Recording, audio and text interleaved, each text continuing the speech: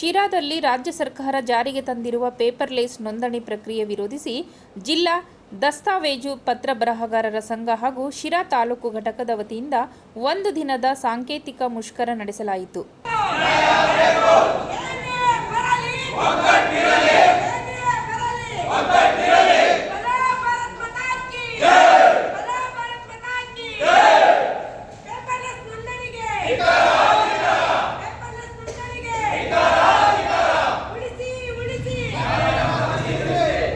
ಸಂಘದ ಅಧ್ಯಕ್ಷ ನಾಗೇಂದ್ರ ಮಾತನಾಡಿ, ಹೊಸ ಪೇಪರ್ಲೆಸ್ ನೋಂದಣಿ ವ್ಯವಸ್ಥೆಯಿಂದ ರೈತಾಪಿ ಕುಟುಂಬಗಳು ಹಾಗೂ ಸಾರ್ವಜನಿಕರಿಗೆ ತೊಂದರೆ ಆಗುತ್ತಿದೆ ಎಂದು ಆರೋಪಿಸಿದರು. ಕ್ರಯಪತ್ರ, ದಾನಪತ್ರ, ವಿಭಾಗ ಪತ್ರ ಸೇರಿದಂತೆ ವಿವಿಧ ನೋಂದಣಿ ಪ್ರಕ್ರಿಯೆಗಳಲ್ಲಿ ಲೋಪದೋಷಗಳಿದ್ದು ಮಾರಾಟಗಾರರು ಮತ್ತು ಖರೀದಿಗಾರರಿಗೆ ಮೋಸವಾಗುವ ಸಾಧ್ಯತೆ ಇದೆ ಎಂದು ಆತಂಕ ವ್ಯಕ್ತಪಡಿಸಿದರು.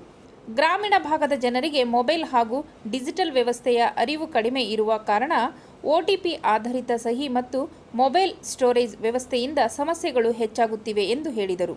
ಪೇಪರ್ಲೆಸ್ ನೋಂದಣಿಯನ್ನು ತಕ್ಷಣ ಸ್ಥಗಿತಗೊಳಿಸಿ ಹಿಂದಿನಂತೆ ಪೇಪರ್ ಆಧಾರಿತ ನೋಂದಣಿ ವ್ಯವಸ್ಥೆಯನ್ನೇ ಮುಂದುವರಿಸಬೇಕು ಎಂದು ಸರ್ಕಾರಕ್ಕೆ ಆಗ್ರಹಿಸಿದರು.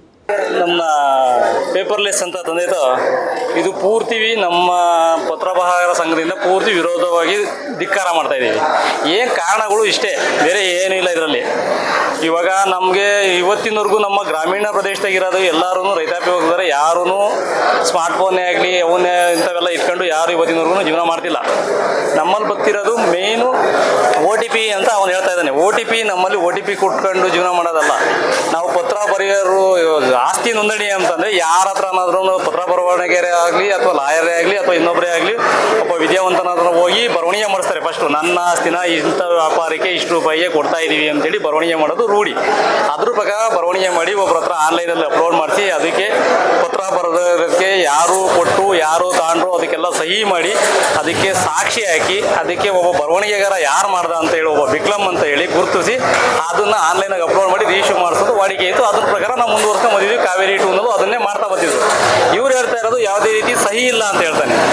ಮತ್ತು ಯಾವುದೇ ರೀತಿ ನಾವು ಇನ್ನೊಬ್ಬ OTP ಹೇಳೋದು, ಯಾರೋ ಒಬ್ರು ಪೇಪರ್ ರೆಡಿ ಮಾಡ್ತಾರೆ ಅದನ್ನು OTP ಹೇಳೋದು, ಅದನ್ನು ಆನ್ಲೈನ್ ಡೈರೆಕ್ಟಾಗಿ ಅಪ್ಲೋಡ್ ಮಾಡೋದು ಅಂತ ಹೇಳ್ತಾನೆ. ಅದನ್ನು ಯಾವುದೇ ರೀತಿ ಒಪ್ಪಕ್ಕಾಗಲ್ಲ.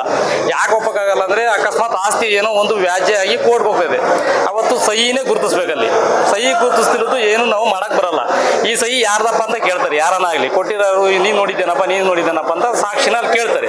ಅಲ್ಲಿ ಕೇಳಿದಾಗ ಅಲ್ಲಿ ಸಹಿನೇ ಇಲ್ಲ ಅಂತಂದಾಗ ಆ ಪತ್ರಕ್ಕೆ ಬೆಲೆನೇ ಇಲ್ದಂಗೆ ಆಗಿರ್ತೈತೆ. ಅದು ನಮ್ಮದು ಆಸ್ತಿ ಅಂತೇಳಿ ಅಥವಾ ಏನೋ ನಮಗೆ ಆಸ್ತಿ ನೋಂದಣಿ ಮಾಡ್ಕೋಬೇಕಾದ್ರೆ ಅವರು ಒಂದು OTP ತಗೊಂಡು ಇದನ್ನು ಮಾಡ್ಕೊಂಡಾಗ ಅಥವಾ ಒಂದು ಖರೀದಿ ಮಾಡಿದರೆ ಅದು ನಮ್ಮದು ಅಂತ ನಾವು ಕೇಳ್ಕೊಳ್ಳೋದಕ್ಕೆ ಎಲ್ಲೂ ನಮ್ಮಲ್ಲಿ ದಾಖಲೆ ಆಗಲಿ ಅಥವಾ ಸಾಕ್ಷಿ ಆಗಲಿ ಸಿಗಲ್ಲ. ಅದನ್ನು ಆ ಕಾರಣಕ್ಕೋಸ್ಕರ ನಾವು ಈ ಪತ್ರ ಬರವಣಿಗೆಗಾರರು ಇದನ್ನು ಧಿಕ್ಕಾರ ಮಾಡ್ತಾ ಇರೋದು ಇದೊಂದೇ ಕಾರಣಕ್ಕೆ ಬಿಟ್ಟರೆ ಬೇರೆ ಏನೂ ಇಲ್ಲ. ಹಾಗಾಗಿ ಇದನ್ನು ಸೂಕ್ತವಾಗಿ ಕರೆಕ್ಟಾಗಿ ಕಾನೂನಾಗಿ ಯಾರು ಇದನ್ನು ಪೇಪರ್ಲೆಸ್ ತಂದಿದೆ ಸರ್ಕಾರ ಇದನ್ನು ರದ್ದು ಮಾಡಿ ಕಾವೇರಿ 2ನಲ್ಲಿ ಏನು ಯಥಾವತ್ತಾಗಿ ಪತ್ರ ಬರವಣಿಗೆಗಾರರು ಪತ್ರ ಮಾಡಿ ಅದನ್ನು ಸಹಿ ಮಾಡಿ ಮತ್ತು ವಿಕ್ಲಮ್ದಾರ ಹಾಕಿ ಸಾಕ್ಷಿ ಹಾಕಿ ಪರಿಶುದ್ಧವಾಗಿ ಅದನ್ನು ದುಡ್ಡು ಏನೈತೆ ಅದೆಲ್ಲ ಅದರೊಳಗೆ ಪೇಮೆಂಟ್ ಆಗಿರೋದೆಲ್ಲ ತೋರಿಸಿ ಅದ್ರ ಪ್ರಕಾರ ಮಾಡಿ ಅದನ್ನು ಮುಂದುವರಿಸಬೇಕು ಅಂತ ನಾವು ಇದರಲ್ಲಿ ಆಗ್ರಹ ಮಾಡ್ತಾ ಇದ್ದೀವಿ. ಪ್ರತಿಭಟನೆಗೂ ಮುನ್ನ ಅಂಬೇಡ್ಕರ್ ಪ್ರತಿಮೆಗೆ ಮಾಲಾರ್ಪಣೆ ಮಾಡಿ ಅಂಬೇಡ್ಕರ್ ಸರ್ಕಲ್ನಲ್ಲಿ ಮಾನವ ಸರಪಳಿ ನಿರ್ಮಿಸಿ ಪ್ರತಿಭಟನೆ ನಡೆಸಿದ ಬಳಿಕ ತಹಸೀಲ್ದಾರ್ ಕಚೇರಿಗೆ ತೆರಳಿ ಮನವಿ ಪತ್ರ ಸಲ್ಲಿಸಲಾಯಿತು. ಸಂಘ ಇವರು ಘನ ಸರ್ಕಾರಕ್ಕೆ ಒಂದು ಮನವಿಯನ್ನು ಕೊಟ್ಟಿದ್ದಾರೆ. ಇತ್ತೀಚೆಗೆ ಏನು ನೋಂದಣಿ ಮುದ್ರಣ ಇಲಾಖೆಯಿಂದ ಹೊರಟಿರ್ತಕ್ಕಂಥ ಪೇಪರ್ಲೆಸ್ ಮತ್ತು ಪತ್ರ ಬರಹಗಾರ ಸಹಿ ಹಾಕೋ ವಿಚಾರದಲ್ಲಿ ಏನು ಇದಿದೆ ಅದ್ರ ಬಗ್ಗೆ ಒಂದಷ್ಟು ಬೇಡಿಕೆಗಳನ್ನಿಟ್ಟು ಇವತ್ತು ನಮಗೆ ಒಂದು ತಾಲೂಕು ಕಚೇರಿಯಲ್ಲಿ ತಹಶೀಲ್ದಾರ್ ಮೂಲಕ ಜಿಲ್ಲೆ ಸರ್ಕಾರಕ್ಕೆ ಒಂದು ಮನವಿಯನ್ನು ಕೂಡ ಕೊಟ್ಟಿದ್ದಾರೆ. ಸೊ ಇವತ್ತು ಮನವಿಯನ್ನು ಸ್ವೀಕರಿಸಿದ್ದೀವಿ. ನಾವು ಇದ್ರ ಮೂಲಕ ಇವರಿಗೆ ನಾವು ಜಿಲ್ಲಾಡಳಿತದ ಮೂಲಕ ಸರ್ಕಾರಕ್ಕೆ ಮನವಿಯನ್ನು ಸಲ್ಲಿಸಿ ಈ ಹೋರಾಟಕ್ಕೆ ಒಂದು ಸ್ವಲ್ಪ ಯಶಸ್ವಿ ಆಗಲಿ ಅಂತ ನಾವು ಸಹ ಸಹಕಾರವನ್ನು ಕೊಡ್ತಾ ಮಹಿಳಾ ಘಟಕದ ತಾಲೂಕು ಅಧ್ಯಕ್ಷರು ನಾನು. ಈ ಕನ್ನಡ ಏನು ರಾತ್ರಿ ಚಂದ್ರಕಲಾ ಅವರು ಫೋನ್ ಮಾಡಿದಾಗ ನನಗೆ ವಿಷಯ ಗೊತ್ತಾಯಿತು. ಈ ಪತ್ರಕರ್ತರ ಒಂದು ಸಂಘಟನೆ ಹೋರಾಟ ಇದೆ ಇವತ್ತು ಅಂತೇಳಿ. ಈ ಬರಹಗಾರದ್ದು ಇವಾಗ ನೋಡಿ ಸರ್ಕಾರ ಒಂದು ಕೈಯಲ್ಲಿ ಉದ್ಯೋಗ ಕೊಡಬೇಕು ಎಲ್ಲರಿಗೂ, ಅದು ಬಿಟ್ಬಿಟ್ಟು ಇರೋ ಉದ್ಯೋಗ ಕಿತ್ಕೊಂಡು ಇವನ್ನೆಲ್ಲ ಬೀದಿಗೆ ಹಾಕ್ತಾ ಇದೆ. ಇದು ಯಾವ ಥರ ನ್ಯಾಯ ಇದೆ ಸರ್ಕಾರದ್ದು? ಈಗ ನಿರುದ್ಯೋಗಗಳ ಬೇಕಾದಷ್ಟು ಇದೆ ಸೃಷ್ಟಿ ಮಾಡಿದ್ದಾರೆ. ಆದರೆ ಈಗ ಇವ್ರಿಗೆ ಕೊಟ್ಟಿರೋ ಊಟನೂ ಕಿತ್ಕೊಂಡು ಈ ಥರ ಪೇಪರ್ಲೆಸ್ ಮಾಡಿ ಯಾವುದೋ ಒಂದು ನ್ಯಾಯ ಕೊಡ್ತೀವಿ ಅಂತ ಹೋಗ್ತಾ ಇದ್ದಾರೆ. ಈ ಕೃಷ್ಣ ಬೈರೇಗೌಡರಿಗೆ ನಾವು ಮನವಿ ಏನಂತ ಹೇಳಿದ್ರೆ, ನೀವೇನಾದರೂ ಇದನ್ನೇ ಪೇಪರ್ಲೆಸ್ ಕಾರ್ಯಕ್ರಮ ಇವನ್ನೆಲ್ಲ ತಗೊಂಡ್ರೆ ನೀವು ಮುಂದೆ ನಮ್ಮ ಜಿಲ್ಲೆ ಮತ್ತು ತಾಲೂಕು ಲೆವೆಲಲ್ಲಿ ನಾವು ಯಾರು ಕನ್ನಡ ಪರ ಸಂಘಟನೆ ಹೋರಾಟಗಾರರಿದ್ದೀವಿ, ಈ ಪತ್ರಕರ್ತರಿಗೆ ಇವ್ರಿಗೆಲ್ಲರಿಗೂ ಬೆಂಬಲ ಸೂಚಿಸಿ ಬರಹಗಾರರಿಗೆ ಮುಂದಿನ ಹೋರಾಟವನ್ನು ಭಾಳ ಯಶಸ್ವಿಯಾಗಿ ನಡೆಸ್ಕೊಡ್ತೀವಿ, ತಾಲೂಕಿಂದಾಗಲಿ ಜಿಲ್ಲೆಯಿಂದಲಾಗಲಿ.